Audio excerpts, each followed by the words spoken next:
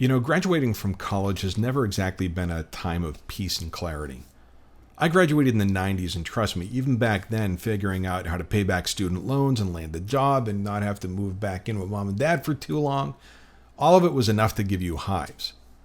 But this, what Gen Z is stepping into right now, this ain't just stressful, this is existential. Now, 2 of my 3 kids are graduating from college this year, 2 of them. And they have done everything they were supposed to do. They worked hard, they stayed on track, they picked practical majors, they did internships, they played by all the rules. But what's waiting for them on the other side, what's waiting for their classmates on the other side, is a job market where entry-level positions are vanishing, where AI is doing it all faster, and where companies are responding to economic uncertainty by cutting the one thing that every graduate needs: an opportunity. So, yeah, folks, today's is going to hit a little close to home. Come on back, we'll break it all down.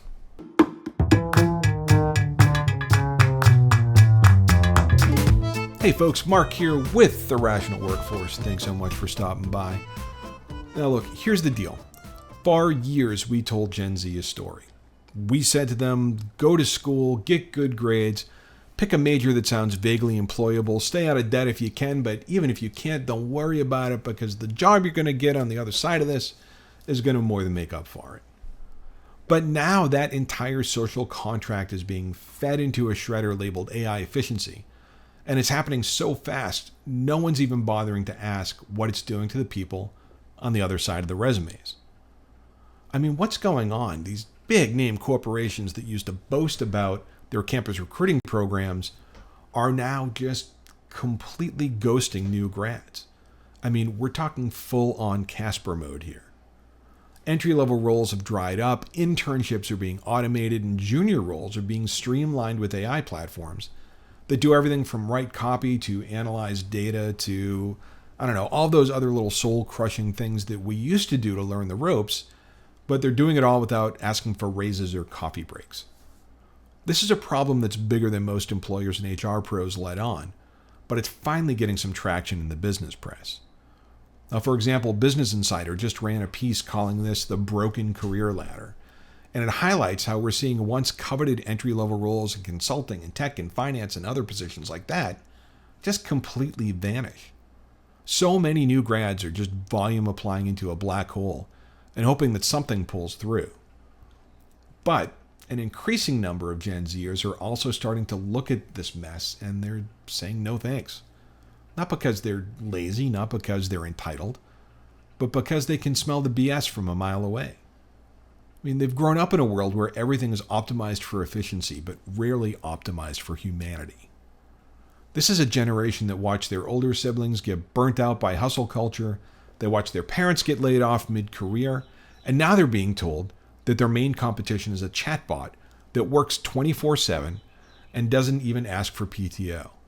So, of course they're pissed off and skeptical. They have every right to be, wouldn't you? And again, you can't blame them. I mean, think about it. If you're 22 and you're saddled with debt and you're using ChatGPT to crank out cover letters in 0.03 seconds, you're not thinking to yourself, wow, what a neat tool to enhance my workflows.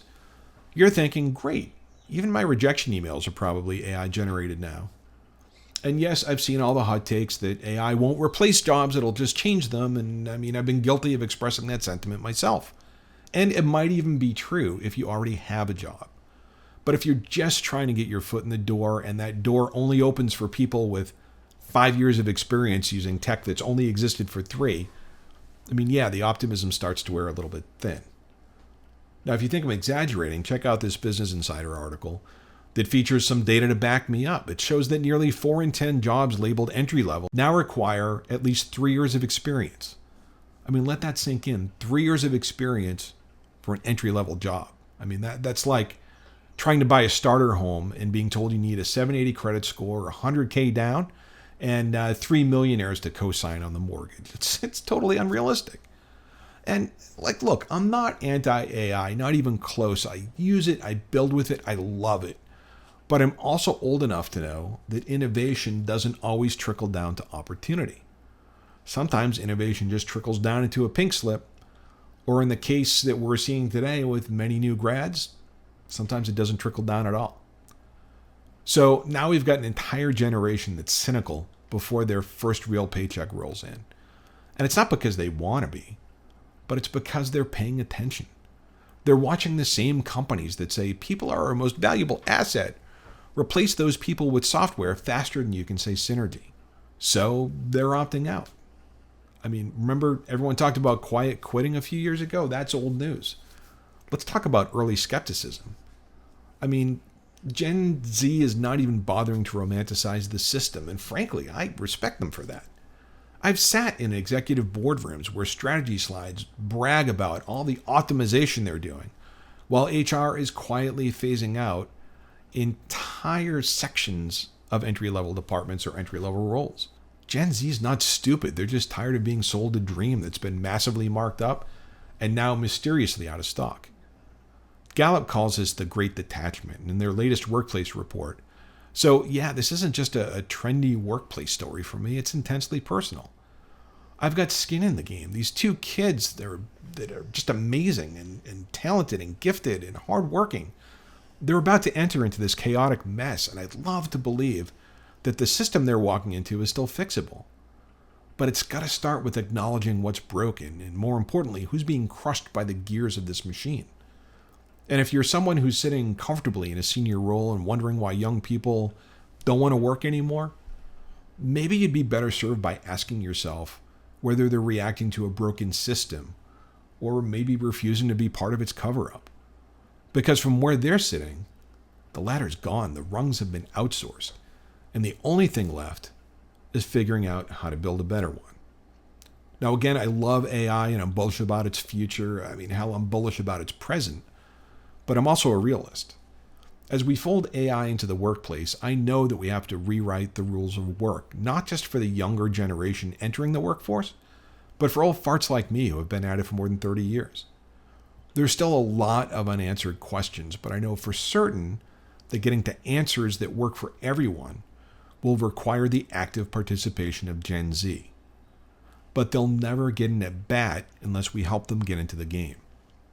Now, the Gen Zers I know, and by virtue of having 3 kids, I know a lot of them, they're brilliant, they're hardworking, they're innovative, and there isn't a doubt in my mind that they'll find ways to carve their own paths forward if they continue to be frustrated by the systems in place today.